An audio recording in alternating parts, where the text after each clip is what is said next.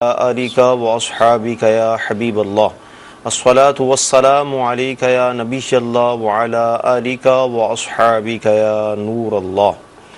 मीठे मीठे इस्लामी भाइयों और मदनी चैनल के नाज़रीन, सिलसिला दारुल इफ्ताह अहले सुन्नत में एक बार फिर आपको मरहबा कहते हैं। अल्हम्दुलिल्लाह अज़्ज़ा वजल हमारा जुमेरात का ये सिलसिला एक ख़ास मौजू पर चल रहा है और वो मौजू है कारोबार में शिराकत। इस पर कई सिलसिले हमारे हो चुके हैं। आज भी इंशाअल्लाह अज़्ज़ा वजल इस मौजू पर गुफ्तगू होगी। अगर आप आखिर तक शामिल रहेंगे तो इस मौजू से मुताल्लिक अहम मालूमात आपको हासिल होगी।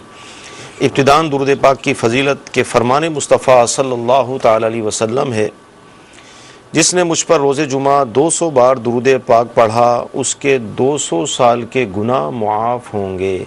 सल्लु अलल हबीब सल्लल्लाहु तआला अला मुहम्मद सल्लल्लाहु अलैहि वसल्लम। मदनी चैनल के नाज़रीन, आपकी ऑडियो कॉल्स, वीडियो कॉल्स और आपके SMS इंशाअल्लाह अज़्ज़ा वजल हम सिलसिले में शामिल करेंगे। मुफ्ती साहब तशरीफ़ फरमा है। इब्तिदान पहला सवाल में मुफ्ती साहब से, क्योंकि मौजू है कारोबार में शिराकत और मुदारबत पर हम चल रहे थे, गुफ्तगू हमारी चल रही थी। हुज़ूर इरशाद फरमाएँ कि पिछले सिलसिलों में गुफ्तगू हुई थी हमारी कि जो इन्वेस्टर है, जिसको इस मौजू के लिहाज से रब्बुल माल भी हम कहते हैं शरई इस्तिलाह के अंदर, तय ये हुआ था और बात ये हुई थी कि नुकसान उसी का होगा अगर कारोबार में नुकसान होता है। अगर बात आगे चले और ये तय हो कि भी नुकसान दोनों का होगा, तो अब इस सूरत में ये मुदारबत, ये शिराकत बाकी रहेगी, ख़त्म हो जाएगी, क्या होगा? अल्हम्दुलिल्लाहि रब्बिल आलमीन वस्सलातु वस्सलामु अला सय्यिदिल अंबिया वल मुरसलीन अम्मा बाद फ़अऊज़ु बिल्लाहि मिनश शैतानिर रजीम बिस्मिल्लाहिर रहमानिर रहीम। देखिए, मुदारबत में जैसे कि ये उसूल है कि जो नुकसान होगा वो इन्वेस्टर का नुकसान होगा, रब्बुल माल का, जिसने रकम लगाई हुई है। हमारे यहाँ उमूमी तौर पर इस तरह से भी कारोबार होता है जिसको मुदारबत कहा जाता है कि एक शख्स ने रकम दी है और दूसरा काम करेगा। ठीक है। तो यही तय कर लिया जाता है कि नफ़ा भी बराबर बराबर होगा और नुकसान भी बराबर होगा। ठीक है। हालांकि शरई तौर पर यह गलत है। सही। मगर कारोबार में बाज़ शराइत तो ऐसी होती हैं कि शरई उसूल व ज़वाबित के ख़िलाफ़ अगर वो शराइत लगाई जाएँ तो वो कारोबार को, उसको हम कहते हैं कि ये कारोबार इनका फासिद हो गया, ख़त्म हो गया। ठीक है। मगर बाज़ सूरतें ऐसी होती हैं कि वो जो शर्त लगाई होती है वो शर्त नाजायज़ होती है, कारोबार अपनी जगह पे ठीक रहेगा। ठीक है। मसलन अगर किसी ने यूं कारोबार किया, दो अफराद ने मिलकर, कि एक शख्स इन्वेस्टर है, दूसरा पैसे लेगा, वो काम करेगा, और तय कर लिया कि नफ़ा भी बराबर और नुकसान भी बराबर। ठीक है। तो नफ़ा तो बराबर होगा मगर जो नुकसान होगा ये इन्वेस्टर का ही होगा। ठीक है। जो मुदारिब है, जो काम करने वाला है, उसका कतई तौर पे कोई नुकसान नहीं होगा। और जो मुदारबत इन्होंने की है, जो शिरकत इन्होंने आपस में की है, इस एतबार से वो भी अपनी जगह पर कायम रहेगी, उसमें कुछ फ़र्क नहीं आएगा। ठीक है। यानी इस सूरत में तय ये हुआ कि नुकसान इन्वेस्टर का ही होगा और ये बाकी रहेगी जो ये शिराकत है अपनी जगह। हाँ, ये शराकत बाकी रहेगी तो नहीं होगी। वैसे तो नुकसान इन्वेस्टर का ही होता है। ठीक है। अगर ये तय कर लिया कि दोनों का नुकसान होगा तो अगरचे ये शर्त लगाना दुरुस्त नहीं है, क्योंकि नुकसान फ़कत इन्वेस्टर का होता है।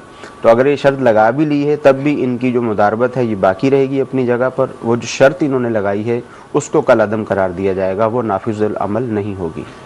अच्छा, क्या ऐसी सूरत भी है कि मिसाल के तौर पे किसी ने कारोबार में पैसा लगाया, इन्वेस्टर है वो, और उसने ये तय किया जो काम करने वाला है उससे कि यानी आप मुझे 5,000 रुपये महीना मंथली देंगे, और कारोबार यानी जो शिरकत है, ये मुदारबत है, इसको ख़त्म करने के हवाले से उसका जहन ये बनता है कि 2 माह पहले मैं आपको बताऊंगा और फिर मैं अपनी रकम आपसे वापस ले लूँगा, जो भी इसके अंदर वो होगा। तो इस हवाले से क्या ये कोई सूरत है? ये तो हमारे यहाँ पाई जाने वाली उमूमी सूरत है। जिस तरह नुकसान दोनों के ऊपर लाजिम किया जाता है, ये एक उमूमी सूरत है, ये वाली भी उमूमी सूरत है जो कि खालिसतन सूद की सूरत है। अच्छा। जब एक शख्स दूसरे को रकम देता है और कहता है कि ये 5 लाख रुपया मैं तुम्हें देता हूँ, ठीक है, मेरा 5 लाख रुपये अपनी जगह पर कायम रहेगा। ठीक है। तुम कारोबार करो 6 महीने, साल, 2 साल, जितना अरसा भी कारोबार करते रहेंगे। जब मुझे मेरी रकम की ज़रूरत होगी तो मैं 2-3 महीने पहले आपको बता दूंगा, आपने मेरी रकम मुझे वापस करनी है। ठीक है। और मंथली 5 या 10 हज़ार रुपये नफ़ा भी इसके लिए तय हो जाता है कि सामने वाले ने नफ़ा भी इसको देना है। ठीक है। तो ये शराकत की सूरत नहीं है। सही। ये कर्ज की सूरत है। सही। कर्ज में ही ऐसा होता है कि जब हम रकम किसी को देते हैं सामने वाले को, सही। उसे कहते हैं ठीक है मैं 5 लाख रुपए तुम्हें दे रहा हूँ, 6 महीने के बाद, साल के बाद जब मुझे ज़रूरत होगी मैं तुम्हें 1-2 महीने पहले बता दूंगा, तुम मेरे पैसे वापस कर देना। सही। तो उसकी रकम अपनी जगह पर महफूज रहे, इस बात की शर्त लगा दी जाए तो ये कारोबार के लिए रकम देना नहीं है, बल्कि ये बतौर कर्ज रकम देना है। ठीक है। अब इसने बतौर कर्ज उसको रकम दी, 2 साल इनका सिलसिला चलता रहा, जो रकम तय हुई थी मसलन 5,000 रुपये वो इसको देता रहा और आखिर में आकर 5 लाख रुपए भी इसने उसको वापस कर दिए। तो वो जो जितनी रकम इसके पास मंथली जाती रही है 5-5 हज़ार रुपये के हिसाब से, इसने 50,000 रुपये ले लिए हैं या 60,000 रुपये ले लिए हैं, वो सारी की सारी सूद की रकम है। अल्लाह। तो अब क्या करे वो? अब इसमें शरई तौर पर हुक्म ये होता है कि अब ये रकम ले चुका है। सही है। 5 लाख रुपए भी अपने ले लिए, सही है, और मंथली 5-5 हज़ार रुपये लेके 60,000 रुपये भी इसके पास आ गए। अब ये जो इन्वेस्टर है इसके लिए हुक्म शरई ये है, 2 तरह का हुक्म इसके ऊपर लाजिम होता है। या तो ये जो 60,000 रुपये इसने लिए हैं, सही है, इनको सदका कर दे, यानी शरई फ़कीर जो ज़कात का मुस्तहिक है बगैर सवाब की नीयत के उसको दे दे। ठीक है। और दूसरा हुक्म इसके लिए ये है, अगर ऐसा नहीं करता तो जो मुदारिब था जिसको इसने रकम दी थी, ये उसको ये वाली रकम जो है वो वापस उसके हवाले कर दे। दोनों कामों में से एक काम करने का इसको हुक्म है। ठीक। मदनी चल के नाज़रीन, बहुत प्यारा मौजू है, इंशाअल्लाह मज़ीद इसमें सवालात हैं हम करेंगे। आइए आपकी कॉल्स को हम शामिल सिलसिला करते हैं। सवाल ये था मेरा कि अगर हम किसी से 1 लाख रुपए लेते हैं और वो बोलता है कि 5,000 रुपये आप मुझे माना दो और आपके वो लाख रुपए कम हो जाएंगे, तो ये सूद है या नहीं है? अच्छा, लाख में से 5,000 कम हो जाएंगे, यही गालिबन उन्होंने कहा। अब ये असल में शायद जो सवाल करने वाले हैं शायद उनसे सवाल ठीक तरह से नहीं किया गया, क्योंकि हमारे माशरे में उमूमी तौर पे ऐसा होता नहीं है। ऐसा होता नहीं। लाख रुपए में से 5,000 रुपये कम हो जाने का मतलब तो ये है कि जैसे बिल फर्ज मैंने आपको 1 लाख रुपए दिए कि आप इससे कारोबार करें और मंथली मुझे 5,000 रुपये दे दीजिएगा, तो फिर इसका मतलब है, मेरे कहने का मतलब ये हुआ कि 1 लाख रुपया मैं आपको कर्ज दे रहा हूँ, आप कारोबार करें, जो भी नफ़ा है जो कुछ भी है वो आपका है, और 5-5 हज़ार रुपये करके आप मुझे रकम जो है वो वापसी करते रहें। ठीक। मेरी रकम 1 लाख रुपए पूरी हो जाएगी, हमारा मामला ख़त्म हो जाएगा। ऐसे हमारे यहाँ कोई भी नहीं करता। सही। ये तर्ज अमल कहीं भी मौजूद नहीं है।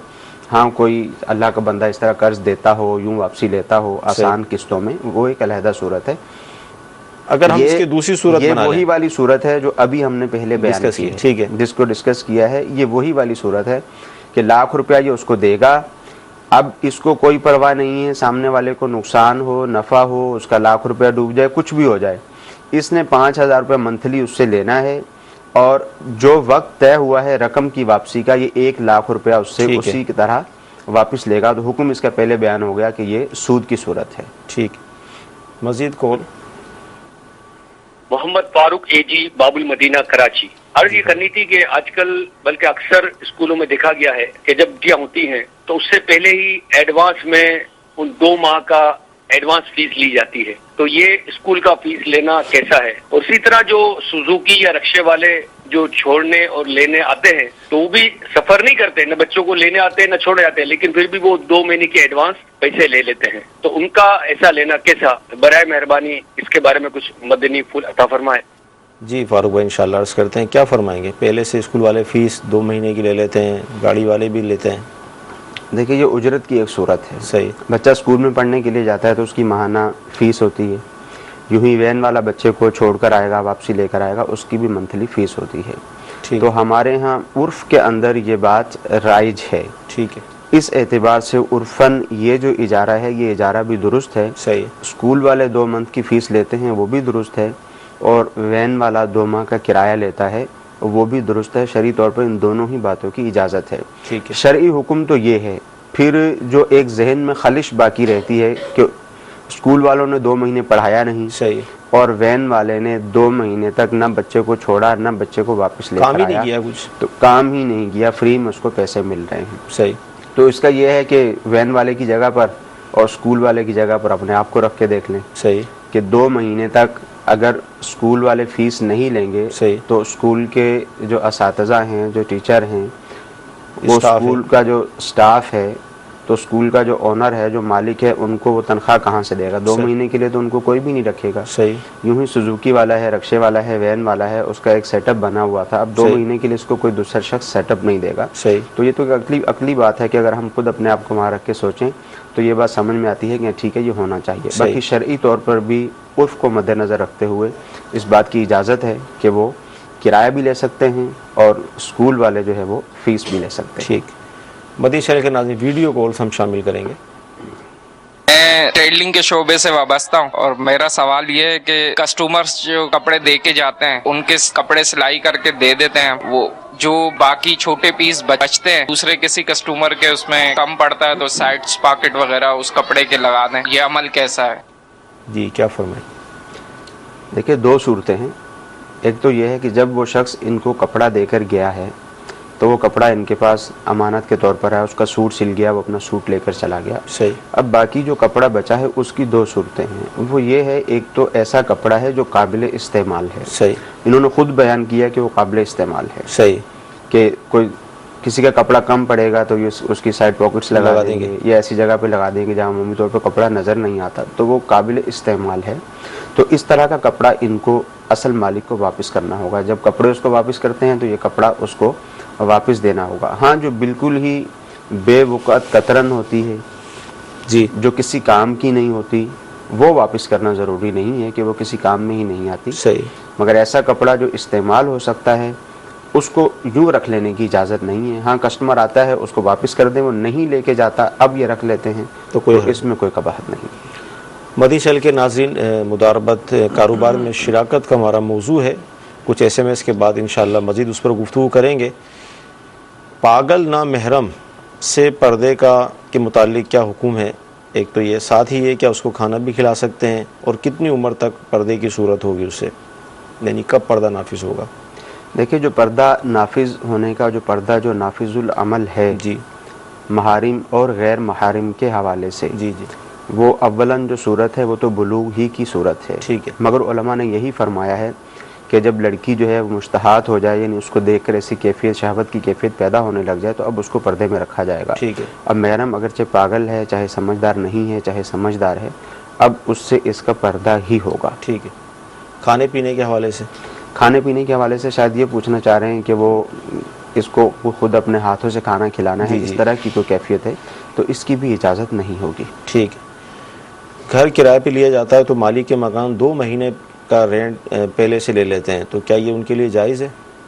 ये उमूमी तौर पर डिपॉजिट कहलाता है। ठीक है। 2 महीने का रेंट हो या 3 महीने का रेंट हो, ये ले लिया है, ये एडवांस है, उनके पास मौजूद होता है। जब ये मकान छोड़ेगा तो मालिक मकान इसको वापस कर देगा। वो सिक्योरिटी के तौर पे रखते हैं। बाज़ लोग ऐसा भी करते हैं कि वो परेशान करते हैं, ठीक, कि वो किराया नहीं देते हैं या घर में कोई नुकसान करके चले जाते हैं, तो फिर वो नुकसान वगैरह या किराया नहीं दिया हुआ था तो वो इससे पूरा कर लेते हैं, इसमें कोई हर्ज नहीं है। ठीक है।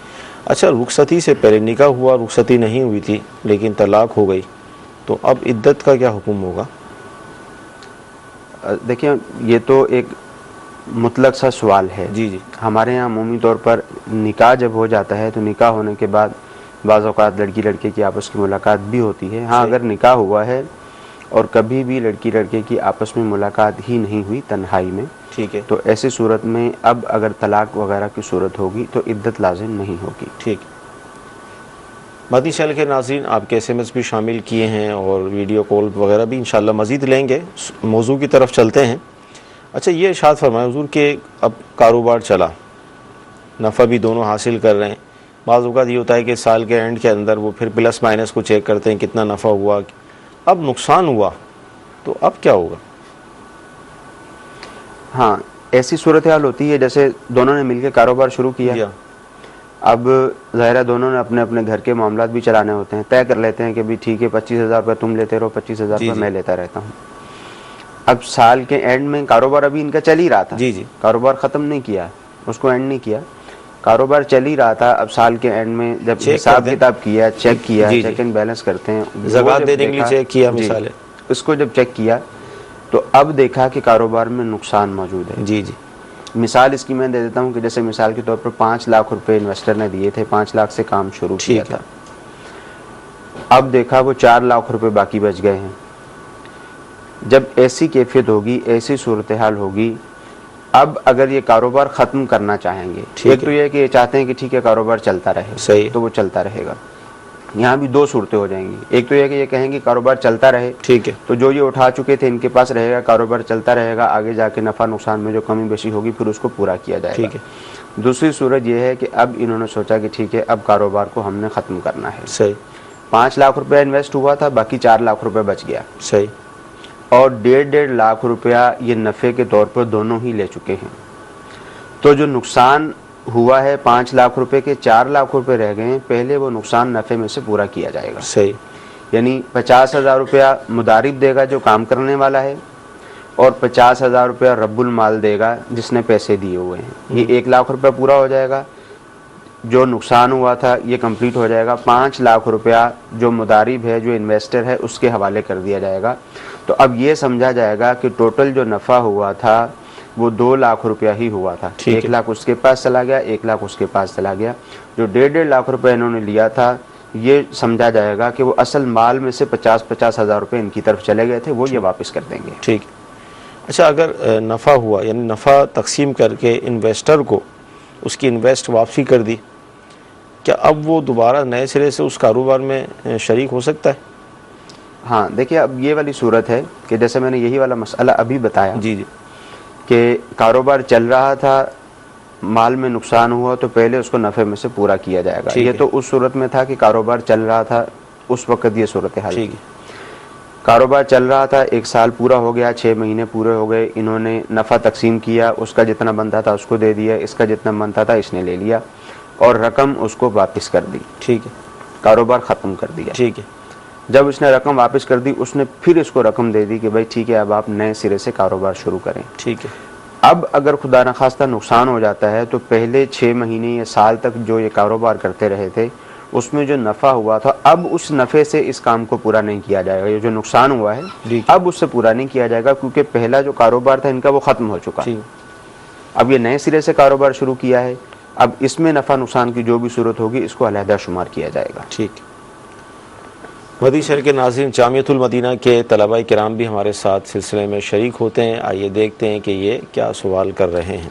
अस्सलामु अलैकुम वरहमतुल्लाहि वबरकातुहू। वालेकुम अस्सलाम वरहमतुल्लाहि वबरकातुहू। मुफ्ती साहब की बारगाह में सवाल अर्ज़ है कि ये राइज है कि जानवर लेकर किसी को दे देते हैं और तय ये करते हैं कि इसका जो है वो दूध भी और बच्चा भी वो आधा आधा निस्फ करेंगे, तो आया कि क्या ये सही है, उसका जायज़ तरीका क्या है?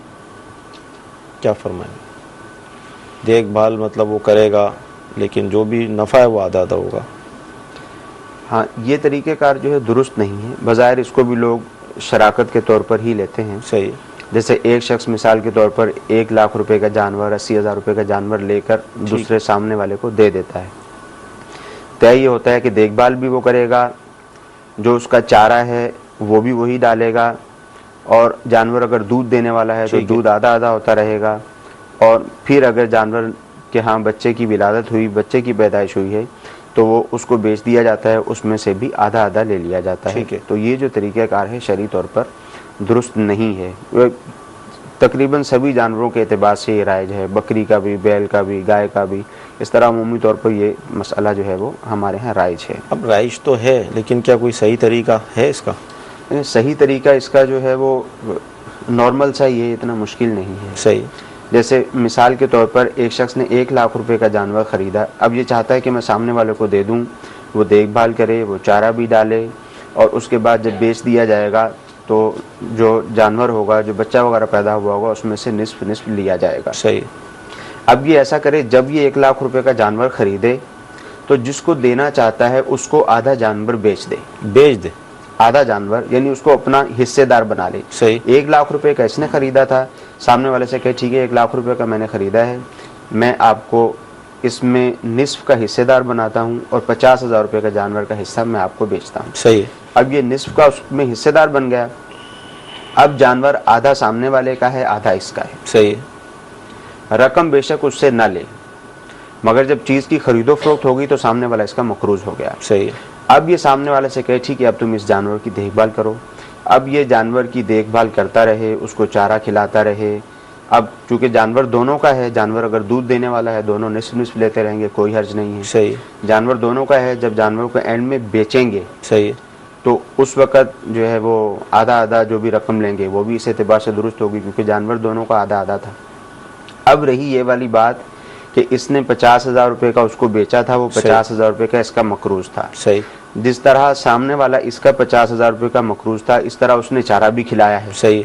अगरचे उसने जो चारा खिलाया, अगर उसने 80,000 रुपये का चारा खिलाया तो 40,000 रुपये का उसने अपनी तरफ से खिलाया, 40,000 रुपये का इसकी तरफ से खिलाया, क्योंकि जानवर तो आधा भी था, आधा आधा था दोनों का। तो अब उलमा ने फरमाया कि ये उसको अपने वो जो पहली वाली रकम थी 50,000 रुपया वो माफ़ कर दे। सही। और सामने वाला इसको चारे की रकम माफ़ कर दे। सही। हिस्सा जो है वो दोनों का आधा आधा ही रहेगा। इस तरह जब ये जानवर को बेचेंगे, अब ये आधा आधा कर लेंगे तो शरई तौर पे इसकी इजाज़त होगी। अच्छा, ये जो गुफ्तगू जैसे अभी आपने जो फरमाई जानवर के हवाले से, इब्तिदान यही तय होगी, तय यही करेंगे इब्तिदान की इस तरह होगा? जी, तय बिल्कुल जो पहली वाली सूरत थी जी, तय अभी भी वही हो रहा है। सही। कोई उसमें फ़र्क नहीं पड़ रहा, मगर इब्तिदान वो जो जानवर था, ये जानवर में दोनों के दोनों हिस्सेदार हो रहे हैं। सही। अब जब जानवर दोनों का है तो जानवर जो दूध देगा वो भी दोनों का होगा, जानवर से जो बच्चे की पैदाइश होगी वो भी दोनों की होगी। तो इस तरह सारे का सारा सिलसिला अब इन दोनों का निस्फ निस्फ ही कहलाएगा। ठीक है। जो इसने उससे 50,000 रुपये लेने थे ये उसको छोड़ देगा, और उसने जो चारा खिलाया था इतना अरसा वो चारे के पैसे इसको छोड़ देगा। ठीक। मदनी शहर के नाज़रीन, ये एक बहुत बड़ा मसला था, वो भी मुफ्ती साहब ने हल फरमा दिया। मज़ीद कॉल्स को हम शामिल करेंगे, वीडियो कॉल हम लेते हैं। मेरा सवाल ये है मुफ्ती साहब से कि शेव बनाना जायज़ है या नाजायज़ है? अस्तग़फिरुल्लाह, क्या फरमाते हैं?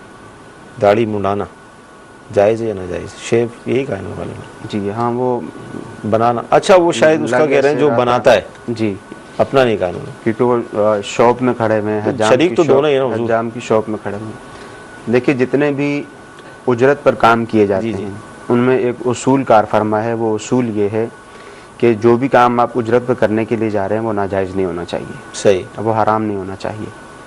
जैसे बालों की कटिंग है, एक उसूल आप बुनियादी उसूल है। सही बात। जैसे बालों की कटिंग है, सही। अब वो बालों की कटिंग भी सुन्नत के मुताबिक होनी चाहिए। सही। अब अगर कोई शख्स सुन्नत के मुताबिक कटिंग नहीं करवाता है तो वो हराम नहीं है। सही। अब उसकी उजरत जो उसको मिलती है वो उसकी उजरत ले सकता है, सही। क्योंकि वो हराम नहीं है। इसी तरह जैसे ये तो हराम नहीं थी, ये वाली सूरत है। अब जैसे गाना गाने की उजरत है मादल्ला, सही, वो भी हराम है क्योंकि गाना गाना हराम है। सही। इसी तरह जो शेव करना है ये हराम है, दाढ़ी एक मुझ से कम करना ये हराम है। ठीक है। इसकी उजरत जो ली जाएगी ये भी हराम है। दाढ़ी मुंडवाना भी हराम है। दोनों ही सवालात के जवाब आ गए कि दाढ़ी जो शख्स खुद मुंडवाता है इसका ये फेल भी हराम है, और जो शख्स ये कर रहा है उसका फेल भी हराम है।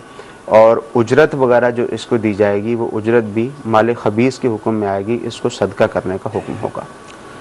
मदनी शहर के नाज़रीन, अमीर अहले सुन्नत ने एक मदनी मुज़ाकरे में तरगीब दिलाई थी कि अगर जो जिनका ये पेशा है कि जो इस तरह का काम करते हैं, अगर वो ये लिख कर लगा दें कि हमारी इस दुकान के अंदर दाढ़ी नहीं मुंडाई जाती, तो इंशाअल्लाह अज़्ज़ व जल वो इसकी बहारें ख़ुद देख लेंगे कितनी बरकत होगी। बाज़ औक़ात शैतानी वसवसा होता है, क्योंकि अक्सरियत इसके अंदर मुब्तला है कि वो दाढ़ी मुंडवाती है, तो वही समझते हैं लोग कि कारोबार हमारा इसी से चल रहा है। लेकिन मुफ्ती साहब ने जो है वो इसका शरई जो जवाब था वो अता फ़रमा दिया कि ये हराम और नाजायज़ है, इससे बचना चाहिए। इंशाअल्लाह ताला अल्लाह ताला पर तवक्कुल करके अगर आप अपनी दुकान पर भारी लिख कर लगा देंगे कि हमारी इस दुकान में दाढ़ी नहीं मुंडाई जाती, तो लोग आएंगे नहीं। इंशाअल्लाह फिर बरकत अपनी आंखों से देखेंगे। अल्लाह में तौफीक अता फरमाए। मज़ीद कॉल्स को हम लेंगे। बाबुल मदीना कराची से अर्ज कर रहा हूँ। मुफ्ती साहब से मेरा सवाल ये है कि किस्तों के कारोबार में किस्त लेट हो जाने के बाद इसलिए जुर्माने की शर्त लगाना कि मुश्तरी पाबंदी करे, और ये शर्त लगाते वक्त नीयत भी यही हो कि मैं जुर्माना लूंगा नहीं, बस सिर्फ पाबंद करने के लिए ये शर्त लगा रहा हूँ, तो ऐसी सूरत में क्या हुक्म है? शरई रहनुमाई फरमा दीजिए। अस्सलामु अलैकुम व रहमतुल्लाहि व बरकातुहू। वालेकुम अस्सलाम व रहमतुल्लाहि व बरकातुहू। वैसे मिजाज है अवाम का ये कि जब इस तरह की शराइत लगाई जाती हैं तो लोग पंचुअल रहते हैं। जैसे आप देखें जो हम बिल्स वगैरह भरते हैं तो उससे पेनल्टी है ना, तो वो उसकी वजह से शायद वो आखिरी तारीख को लाइन लगी हुई होती है। क्या फरमाएंगे? बेशक आवाम का जो मिजाज है वो यही है जी, इसमें कोई शक की बात नहीं है। और ये जो सिलसिला शुरू हुआ है जी जी पेनल्टी लगाने का, जुर्माना लगाने का, तो ये आवाम के मिजाज की वजह से ही हुआ है। ठीक। अगर मुसलमान का मिजाज वैसा ही होता जैसा मुसलमान का मिजाज होना चाहिए तो फिर ये कतई तौर पर इस तरह का कोई भी मामला ना होता। मुसलमान का मिजाज ही चेंज हो गया, अब उसने 17,000 रुपये की गाड़ी निकलवा ली, सही है, और 10,000 रुपये उसने दे दिए हैं, वो चाहता है कि बस किसी तरह और पैसे देने ही ना पड़े, सही। फिर अगर वो देता भी है, रकम मौजूद होती है, पास रकम मौजूद है, खाम खा में लेट करता है, खाम खा में परेशान करता है। मिजाज तो यही है, इस मिजाज की वजह से ही दुकानदारों ने, शोरूम्स वालों ने इस तरह का सिलसिला शुरू किया हुआ है, मगर इसके बावजूद इसकी कतई तौर पर इजाज़त नहीं होगी। अगरचे नीयत में ये है कि हमने लेना नहीं है, मगर एक नाजायज़ शर्त को तहरीर में लाया जाएगा, उस मुआहदे के ऊपर ये ख़ुद भी साइन करेंगे, उस मुआहदे के ऊपर गाड़ी लेने वाला भी साइन करेगा, सही। तो जिस तरह इस मुआहदे पर अमल दरामद करने की शरई तौर पर इजाज़त नहीं है, यानी इनका पेनल्टी वसूल करना, जुर्माना वसूल करना और सामने वाले का उनको जुर्माना देना, जिस तरह वो जायज़ नहीं है, इसी तरह इस बात का मुआहदा करना भी जायज़ नहीं, ठीक है, इसकी भी शरई तौर पर इजाज़त नहीं है। अच्छा, SMS भी इसी तरह का एक आया है कि 2,000 की चीज़ है नकद और उधार 2 महीने की, उस पर हम उसको 2500 की अगर देते हैं तो क्या ये जायज़ होगा इस तरह करना? देखिए, शरई तौर पर कोई कबाहत नहीं है, ठीक है। उलमा ने यह तहरीर फरमाया कि एक शख्स के पास कोई चीज़ मौजूद है, अब कोई शख्स उससे नकद लेने के लिए आता है तो वो चीज़ 2,000 रुपये की देता है, और अगर कोई शख्स उधार लेने के लिए आता है तो वही अपनी चीज़ 2500 रुपये की देता है, तो शरअन इसमें कोई कबाहत नहीं है। कबाहत उस सूरत में होती है कि 2,000 रुपये की इसकी चीज़ थी, इसने 2,000 रुपये की दे दी, सही।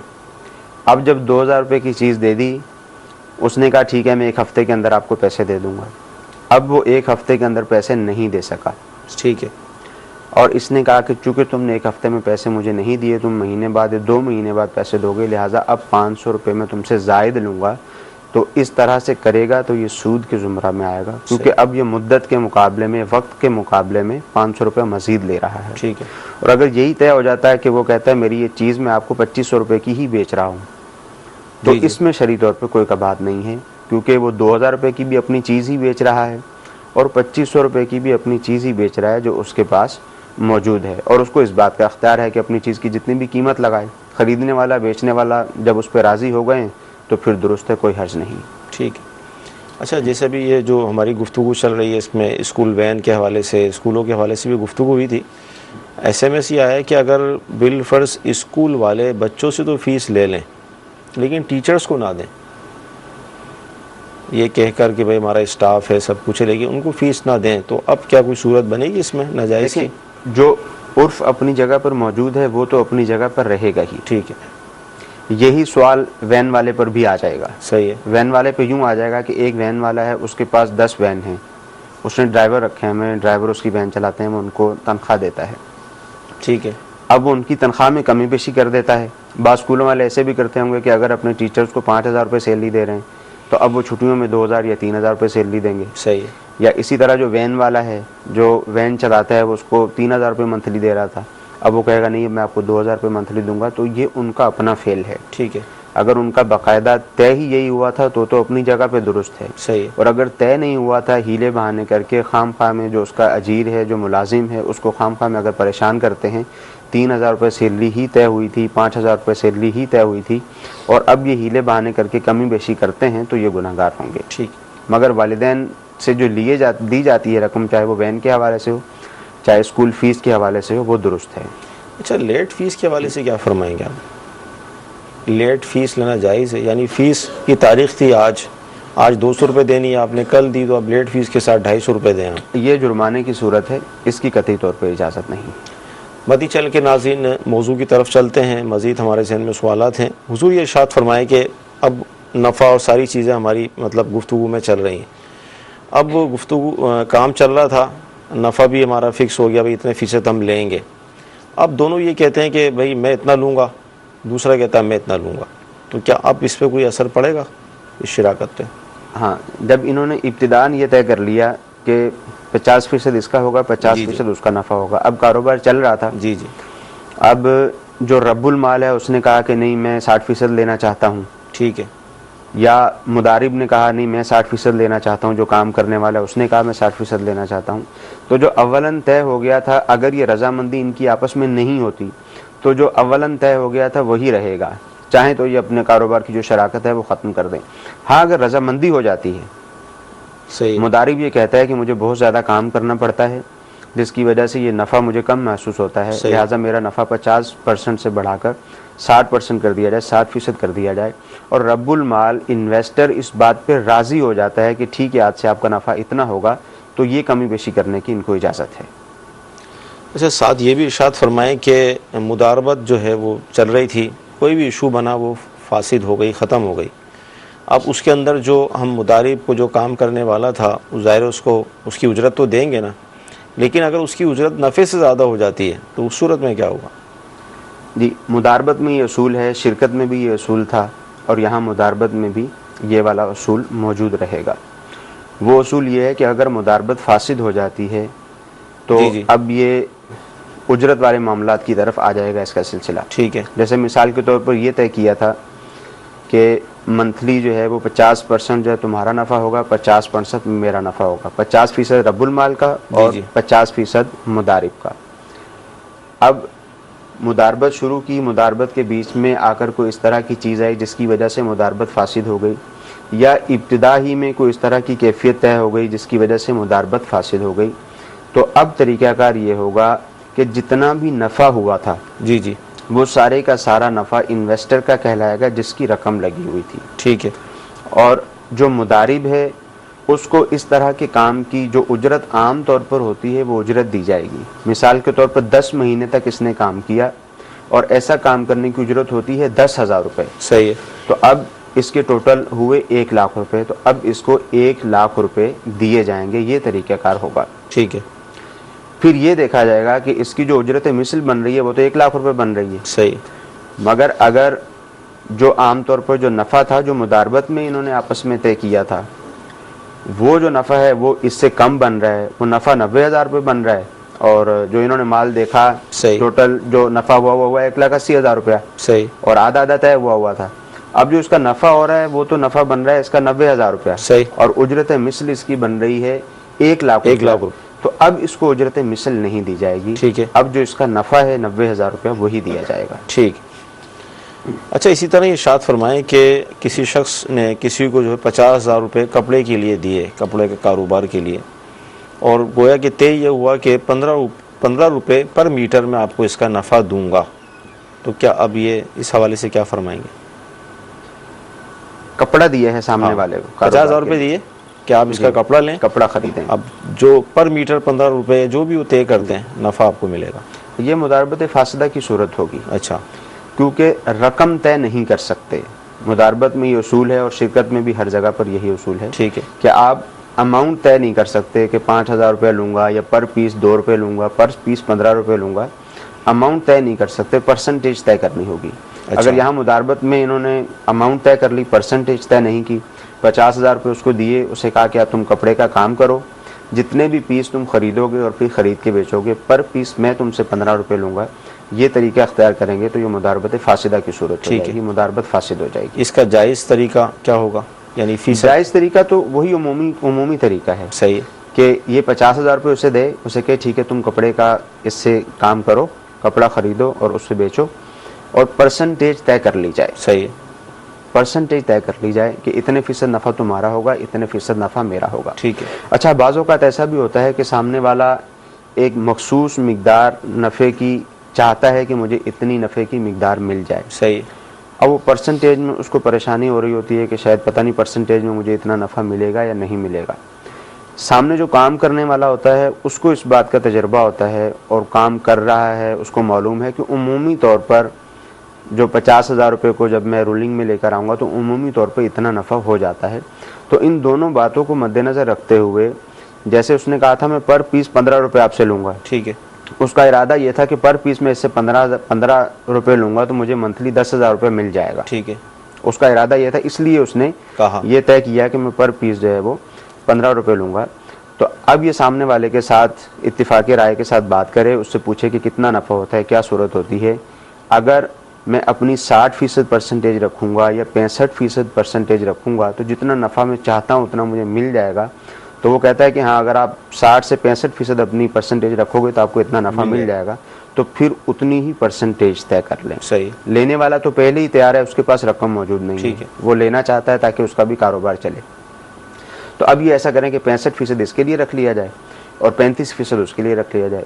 जो इसकी चाहत थी, जो ये चाहता था 15 रुपये पर पीस लेकर, वो इसकी चाहत ऐसे भी पूरी हो जाएगी और मुदारबत भी दुरुस्त हो जाएगी। अच्छा, जैसे ये सूरत हो गई है, मिसाल है, अभी बस वो कहते हैं तबादला पैसे का ये होना है, तो क्या अभी बीच में कुछ कर सकते हैं ये लोग दोबारा से? मिसाल की मतलब रकम दे दी हुई है, रकम उनको दी है और तय ये हुआ था कि भाई 15 रुपये पर मीटर, लेकिन अभी गुफ्तगू हमारी जो हुई इस, अगर वो सुन रहे हैं तो वो अब हाथों हाथ तब्दीली कर सकते हैं? हाँ बिल्कुल तब्दीली कर सकते हैं, इसमें शरई तौर पे कोई हर्ज नहीं है, मगर तब्दीली उसी सूरत में कर सकेंगे कि अभी इनकी ज़बानी बात ही हुई है, ठीक है, या ज़्यादा से ज़्यादा रकम उसको दे दी है, कपड़ा आ गया, उसने कपड़ा नहीं खरीदा, सही है, और अगर हो गया उस वक्त तक हो सकता है। अगर ये सब हो गया है तो वही पहली वाली सूरत आएगी कि इसने परसेंटेज में जो है वो अपने अमाउंट तय कर दी है, मुदारबत फासिद हो गई और उसको उजरत मिसल दी जाएगी। ठीक है। दोबारा से काम करना चाहते हैं, वो कपड़ा सारे का सारा बिकेगा, दोबारा ये उसको रकम देगा और फिर दोबारा ये मुदारबत की सूरत इख्तियार कर सकेंगे। ठीक। मदनी चैनल के नाजरीन, आज जुमेरात है और आपकी बारगाह में हम ये दावत पेश करते हैं। अल्हम्दुलिल्लाह हर जुमेरात को दावत इस्लामी का सुन्नत भरा इज्तिमा मगरिब की नमाज के बाद शुरू हो जाता है। दुनिया भर में इज्तिमात होते हैं, आप जहाँ भी हों कोशिश करके इन इज्तिमात में शिरकत करें। इंशाअल्लाह सवजल इन इज्तिमात के ज़रिए भी इल्म दीन का ख़जाना हमारे हाथ में आता है, बहुत कुछ सीखने को मिलता है। अल्लाह के नेक बंदों की सोबत हमें इसमें मिलती है, अल्लाह ताला का ज़िक्र होता है, रो रो कर दुआएं होती हैं, नमाज इशा, फिर बाजमात एहतमाम, फिर उसके बाद हल्के और बहुत कुछ, और फिर पूरी रात ये सिलसिला होता है। इशराक चाश पर ये इज्तिमा इख्तिताम पजीर होता है। शब जुमा भी है, तो लिहाजा कोशिश करें इन इज्तिमात में शिरकत करने की, इंशाअल्लाह बेशुमार बरकतें हासिल होंगी। मज़ीद कॉल्स को हम शामिल कर दें।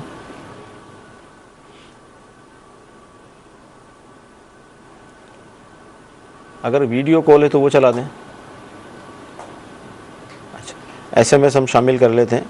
अच्छा, ये इरशाद फरमाएं कि ये खैर SMS वही है कि अगर एक चीज़ 1000 की हमें मिली और उसको 1200 की हम अगर बेचें तो ये क्या जायज़ होगा? इस सूरत में जायज़ है, शरई तौर पर इसकी इजाज़त है, कोई हर्ज नहीं है। कारोबार होता ही ऐसे है, जितने की चीज़ ली है उतने की बेच देगा तो फिर इसको नफ़ा क्या होगा। मगर यह है कि इस बात का ध्यान रखना चाहिए, इस बात का ख्याल रखना चाहिए कि जब भी कोई चीज़ ख़रीदते हैं फिर उसको बेचने के लिए जाते हैं, ठीक है, तो जो नफ़ा है वो नॉर्मल नफ़ा होना चाहिए, जैसा हम अपने लिए चाहते हैं। ठीक है, कि हम किसी से, ज़ाहिर है जो शख्स बेचने वाला है वो ख़रीदने वाला भी है। ठीक है।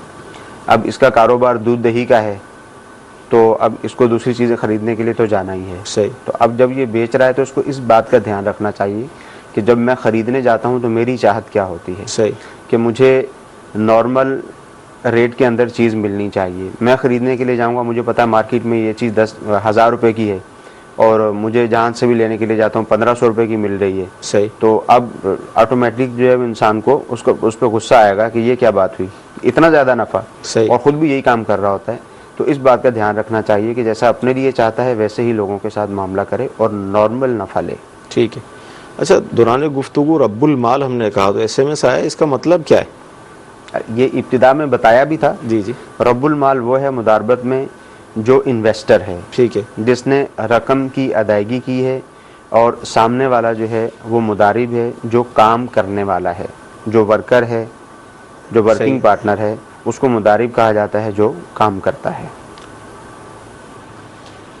मदनी चैनल के नाज़रीन, अज़ान मगरिब का वक्त करीब है। आज सिलसिला हुआ, आपने देखा बहुत सारे सवालात, SMS वगैरह हमने शामिल सिलसिला भी किए। अल्लाह ताला की बारगाह में दुआ करते हैं कि अल्लाह ताला आज का हमारा इस सिलसिला अपनी बारगाह में कबूल फरमाए। जो सुना है, जो सीखा है, उस पर अमल करने की तौफीक अता फरमाए। फिर इंशाअल्लाह ज़वजल हासिल होंगे। सिलसिले देखते रहें, अपने इल्म में इजाफ़ा करते रहें। सल्लु अलल हबीब सल्लल्लाहु तआला अला मुहम्मद।